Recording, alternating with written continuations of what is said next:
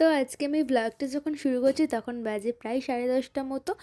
আর আজকে আমি সকাল সকাল এসেছিলো একটা পার্সেল, এটা ছিল আমার সরস্বতী পুজোর জন্য।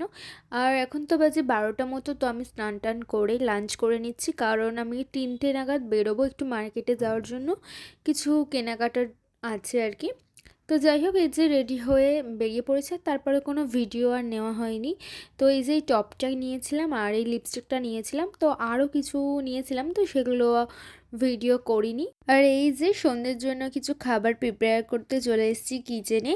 তো সন্ধ্যাবেলায় আমি একটু হালকা খাবারই প্রেফার করি, আর আজকে সন্ধ্যাবেলা চাটা খাওয়া হয়নি, কারণ আজকে সকাল থেকে আমি 3বার খেয়ে নিয়েছি চা অলরেডি।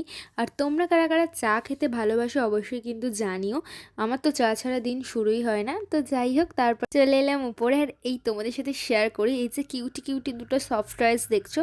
তো এই দুটো আমার দাদা আমার জন্য গঙ্গাসাগর থেকে এনে দিয়েছিল, তো আমার এতটাই পছন্দ হয়েছে কি বলবো। আর এমনি আমার সফট টয়েস ভীষণই ভালো লাগে।